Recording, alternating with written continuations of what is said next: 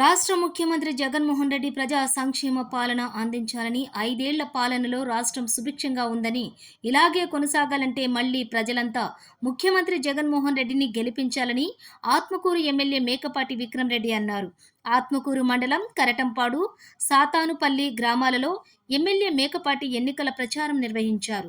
ఈ సందర్భంగా గ్రామానికి విచ్చేసిన ఎమ్మెల్యే మేకపాటికి స్థానిక ప్రజాప్రతినిధులు, నాయకులు ఘన స్వాగతం పలికారు. ఈ సందర్భంగా ఆయా ప్రాంతాలకు వెళ్లిన ఎమ్మెల్యే మేకపాటి ప్రతి ఒక్కరిని ఆప్యాయంగా పలకరించారు. గడిచిన 5 ఏళ్లలో జగనన్న అందించిన సుభిక్ష పాలనను ప్రజలకు వివరించి మళ్లీ ఒకసారి అవకాశమిస్తే ఆ సంక్షేమ పథకాలు అమలు చేయడంతో పాటుగా మరిన్ని ప్రజా ఉపయోగకరమైన పనులు చేపడతారని అన్నారు. 5 ఏళ్లుగా ప్రతి నెల 1వ తేదీనే పింఛను అందించామని, దీనిని జీర్ణించుకోలేక ప్రతిపక్ష పార్టీలు వాలంటీర్ల వ్యవస్థ సేవలను అడ్డుకుని పింఛన్దారులను కష్టాలకు గురిచేశారన్నారు. ప్రతి గ్రామాన్ని అభివృద్ధి చేసుకునేందుకు ముఖ్యమంత్రి వైఎస్ జగన్మోహన్ రెడ్డి సంక్షేమ పథకాలను అందజేశారని, ఒక్క కరటంపాడు పంచాయతీ పరిధిలోని 12.63 కోట్ల మేర డీబీటీ, నాన్ డీబీటీ పథకాల ద్వారా అందజేయడం జరిగిందని వివరించారు. గడప గడపకు మన ప్రభుత్వం ద్వారా 22 లక్షలు అందజేయడం జరిగిందని అన్నారు. పంచాయతీ పరిధిలో 171 మంది రైతులకు సంబంధించిన సుమారుగా 140 ఎకరాలకు సంబంధించి భూ సమస్యలను పరిష్కరించడం జరిగిందని వివరించారు. గత 5 ఏళ్ల కాలంలో జగనన్న ఇంతటి సంక్షేమాన్ని అందించారని, రానున్న రోజుల్లో కరటంపాడు పంచాయతీకి చేయబోయే పనులను సైతం ఇప్పుడే తెలుపుతున్నామని అన్నారు. సంక్షేమ సారథి జగనన్నను ఎదుర్కొనేందుకు ప్రతిపక్ష తెలుగుదేశం పార్టీ ఒక్కటే పోటీ చేయలేక ఒక సినిమా యాక్టర్ను ముందు తీసుకొచ్చారని, అతనితో కూడా పని కాదని తెలుసుకుని ఢిల్లీకి పరిగెత్తి టికెట్లు అందించి మరీ పొత్తులు పెట్టుకున్నారని, ఇలా పార్టీల పొత్తులతో పడి ప్రజలతో పొత్తు మరిచిపోయారని, వారిని ప్రజలందరూ చిత్తుగా ఓడించడం ఖాయమన్నారు. సంక్షేమ అభివృద్ధి కోసం జగనన్న ప్రజలతో పొత్తు పెట్టుకున్నారని, రానున్న ఎన్నికల్లో 175 స్థానాల్లో పోటీ చేస్తున్న వైఎస్ఆర్సీపీ అభ్యర్థులను ప్రజలు గెలిపించాలన్నారు. ప్రజలే ఆయన వారధులుగా మారి మరోమారు సారథ్య బాధ్యతలు అప్పగించాలని అన్నారు. ఈ సందర్భంగా పలువురు వైఎస్ఆర్సీపీలో చేరటంతో పాటు వారికి పార్టీ కండువా కప్పి సాదరంగా పార్టీలోకి ఆహ్వానించారు. ఈ విజయ భవ యాత్ర అనేది ముఖ్యంగా 2 కారణాలుగా పెట్టాం. ఒకటి వచ్చి ఈ 5 సంవత్సరాల్లో మన గ్రామానికి ఏమేమి జరిగింది అనేది ఒకసారి మీ అందరికి చెప్పాలి కాబట్టి. ఇంకోటి, మీరందరూ కోరినట్టు మీ నాయకులు కూడా చెప్పినట్టు వచ్చే 5 సంవత్సరాలు మన గ్రామంలో ఏమేమి జరగాలని, కార్యక్రమాలు బాగుంటాయి, మన గ్రామం కూడా జరిగితే మేలు జరుగుతుందని చెప్పేసి మీ అందరు సూచనలు ఇచ్చారు. అది కూడా ఒకసారి మీకు తెలియపరుస్తా ఉంది. ఎందుకంటే ఒక్కొక్కరు ఒక్కొక్కటి కోరుకున్నారు, కానీ గ్రామం మొత్తానికి ఏం చేస్తే బాగుంటుంది అనేది ఒకసారి మీ అందరికి చెప్పడానికి ఈరోజు ముఖ్యంగా ఈ కార్యక్రమం పెట్టాం. మళ్ళీ మీ అందరికీ పేరు పేరున నమస్కారాలు. ఈ 5 సంవత్సరాల్లో మన కట్టంపాడు పంచాయతీకి చూస్తే కొత్త ఆలయం ఒకటైతే శాంక్షన్ చేసాం ఇక్కడ ఈ ఊరికి. అదేవిధంగా జగనన్న పంపించింది. జగనన్న మన ప్రతి ఇంటికి అమ్మ ఒడి అని, ఆసరా అని, 0 వడ్డీ అని, చేయూత అని రకరకాలుగా పథకాలు పెట్టి ప్రతి ఇంటికి పంపించిన నిధులంతా చూస్తే ఈ ఒక్క పంచాయతీకి 12,63,00,000 12,63,00,000 రూపాయలు ఈ ఒక్క పంచాయతీకి పంపించడం జరిగింది. కొత్త లేఅవుట్ అంటే జగనన్న లేఅవుట్లు దాదాపు 60 మందికి కొత్త ఇల్లు స్థలాలు ఇవ్వడం జరిగింది. సొంత స్థలంలో కూడా కట్టుకునే అవకాశం ఒక 3 కలిగించారు. పంచాయతీకి కొన్ని అభివృద్ధి పనులు, రోడ్లు కానీ, డ్రైన్లు కానీ దాదాపు 30 లక్షలు పెట్టి ఖర్చు చేసి రోడ్లు కానీ, డ్రైన్లు కానీ కట్టడం జరిగింది. మన భూమి సమస్యల గురించి చెప్పడం జరిగింది. దాంట్లో అంటే నోషనల్ ఖాతాలు కానీ, అసైన్మెంట్ ఫ్రీ హోల్డ్ కానీ అట్లాంటి 203 ఎకరాలు మళ్ళీ వాళ్ళ చేతిలో పెట్టడం జరిగింది. చిన్న చిన్న రెవెన్యూ సమస్యలు ఏమేమి ఉన్నాయో వాళ్ళందరికీ పెట్టడం జరిగింది. ఇదే కాకుండా ఏంటంటే కొన్ని మందికి పొలాలు లేవు అని చెప్పారు. ఎవరెవరి లిస్ట్ అంతా తయారు చేస్తున్నారు, ఆ లిస్టు కూడా చూసి కూడా వారసత్వంగా కూడా ఎవరికి పొలం లేదో వాళ్ళకు కూడా పొలం అందేటట్టు ప్రభుత్వం చర్యలు తీసుకుంటుందని చెప్పి మీ అందరికీ తెలియపడుతుంది. అంటే ఇవన్నీ మీరు గమనిస్తే నిధుల ప్రకారంగా 14 కోట్ల రూపాయలు రావడం జరిగింది. మళ్ళీ పొలాల విధంగా, పొలం అంటే ఒక పొలం ఒక 10 ఎకరాలు వేసుకున్నా కానీ జరిగింది మన గ్రామం ప్రజలందరికీ. అంటే 16 కోట్ల రూపాయలు ఏదో విధంగా మన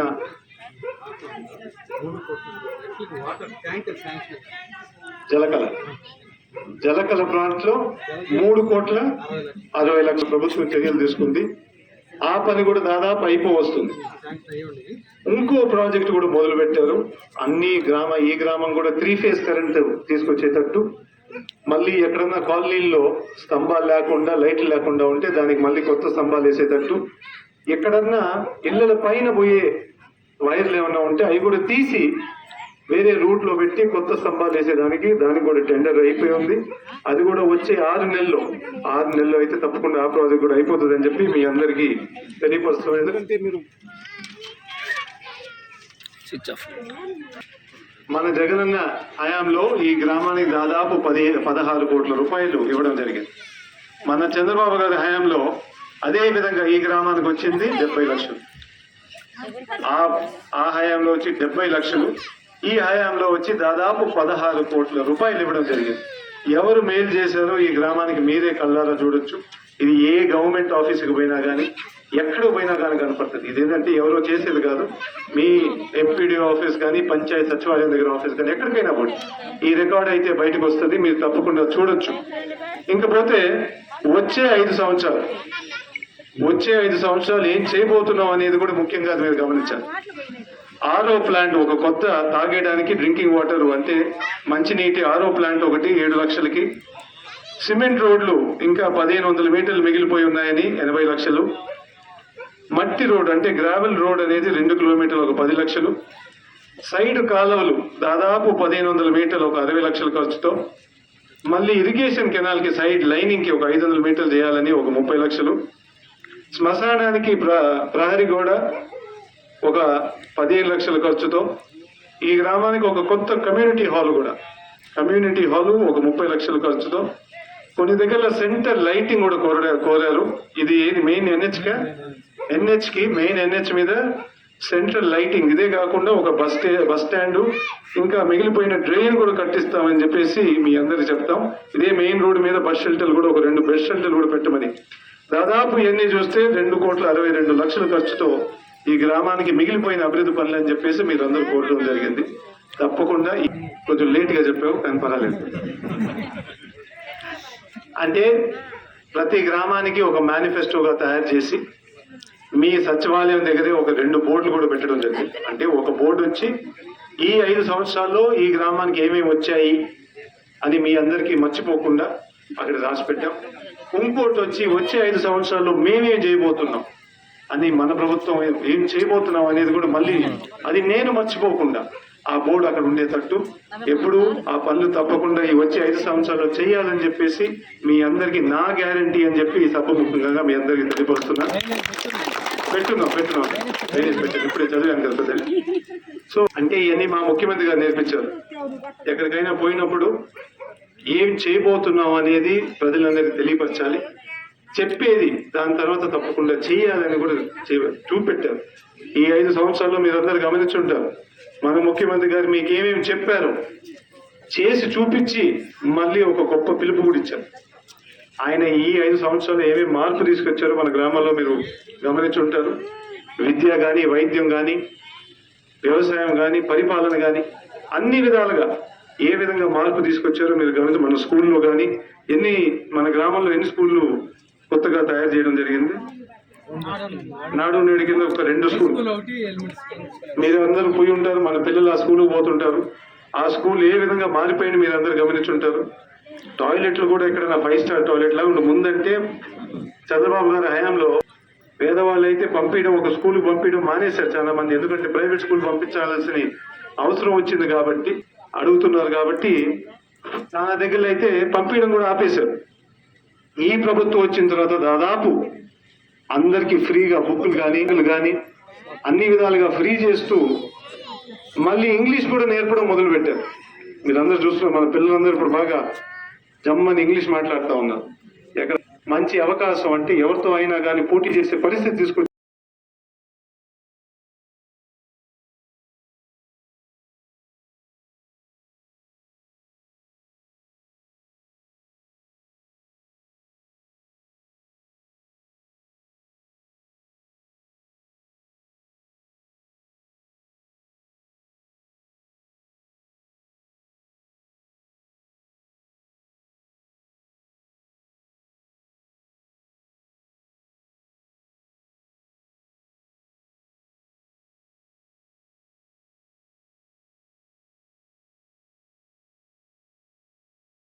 చేసే పరిస్థితి తీసుకొచ్చారు మన ముఖ్యమంత్రి గారు.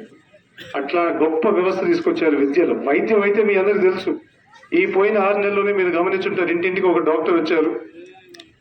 దాని తర్వాత ప్రతి ఒక్కరికి ఒక టెస్ట్ చేశారు. మీకు చేసి ఎవరికైనా బాగలేకుండా ఉంటే మళ్ళీ వాళ్ళకి ఒక క్యాంప్ లాగా పెట్టి ఆరోగ్య సురక్ష అనే కార్యక్రమం పెట్టి ఎవరెవరికి బాగలేదో మళ్ళీ వైద్యం కూడా అందించారు. కళ్ళద్దాలు కానీ ఎవరికైనా బాగలేకుంటే కళ్ళద్దాలు కూడా పెట్టడం ముఖ్యమంత్రి గారు ఎన్నో చర్యలు తీసుకున్నారు. మన పక్కనే ఒక విలేజ్ క్లినిక్ అని, అంటే ఒక గ్రామంలో 24 గంటలు ఒక డాక్టర్ అయితే ఉంటారు.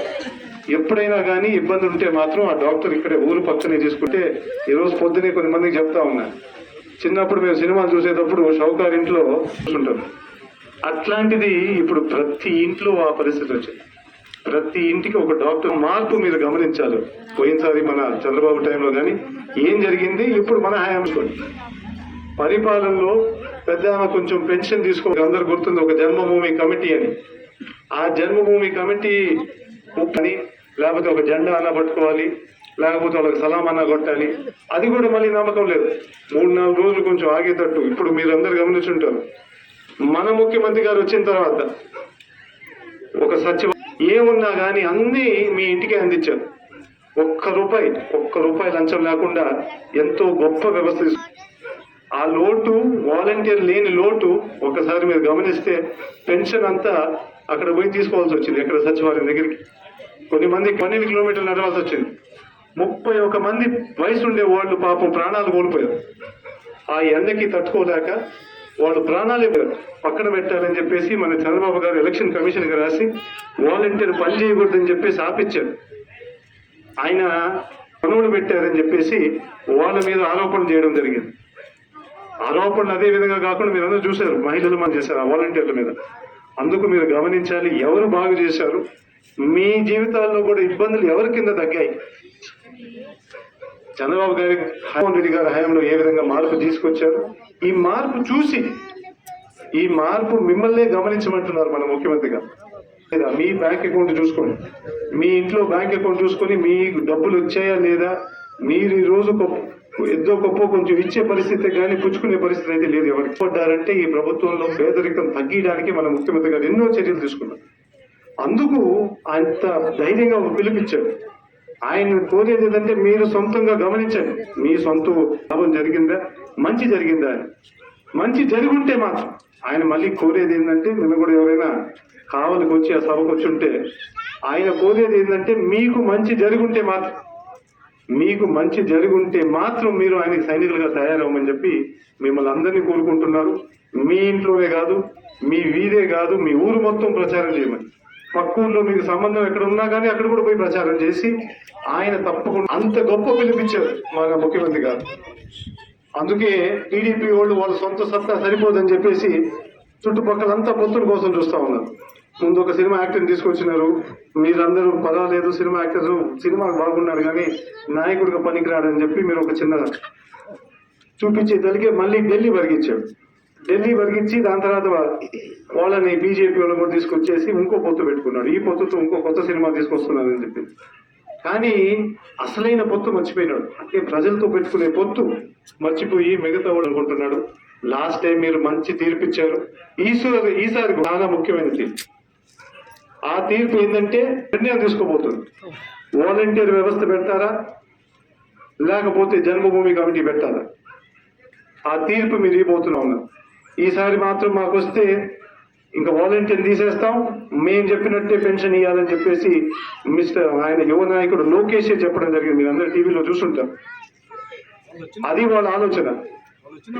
అదిగే పెద్ద ఆయన. అందుకే మీ నిర్ణయం చాలా విక్కుమైన తీర్పు కాబట్టి ఆ తీర్పు గురించి మీరు ఆలోచించాలి. మీరు మళ్ళీ మన స్కూల్ బాగు చేసే వ్యవస్థ కోసం ఓటేస్తారా, లేకపోతే పాతకంగా తీసుకుని, లేకపోతే మన సచివాలయం కోసం ఓటేస్తారా, లేకపోతే పోయిన రోజుల్లాగా మన మండల ఆఫీసు తిరిగేటట్టు ఓటేస్తారా? అంటే సచివాలయం అయితే గుర్తొచ్చింది నాకు. మనకి ఎప్పుడన్నా పాత రోజుల్లో పోవాలంటే ఒక కలెక్టర్ ఏ ఆఫీస్కి అయినా కానీ, మండల ఆఫీస్ అయినా కానీ ఎప్పుడు బ్రిటిష్ వాళ్ళు కట్టిన బిల్డింగ్లు. మన ముఖ్యమంత్రి గారు వచ్చి గ్రామంలో ఒక ప్రభుత్వ అధికారి బిల్డింగ్ కట్టినారంటే మన ముఖ్యమంత్రి గారు కట్టించారు. ప్రతి గ్రామంలో సచివాలయం కానీ, ఆర్బీకే కానీ ఈ బిల్డింగ్లన్నీ కట్టించి మీకు ఏమైనా కానీ అవసరాలు ఇక్కడే చేసేసారు. రేపు రాబోయే రోజుల్లో రిజిస్ట్రేషన్ కూడా ఈ బిల్డింగ్ లోనే జరగబోతుంది. మీ సచివాలయం బిల్డింగ్ లోనే, దానికి కానీ ఎక్కడ బయటికి పోకూడదు, మీ ఊర్లోనే జరిగిపోతాం. ఇంత గొప్ప వ్యవస్థకి మీరు తీర్పిచ్చి మన ముఖ్యమంత్రి గారిని మళ్ళీ కొనసాగేటట్టు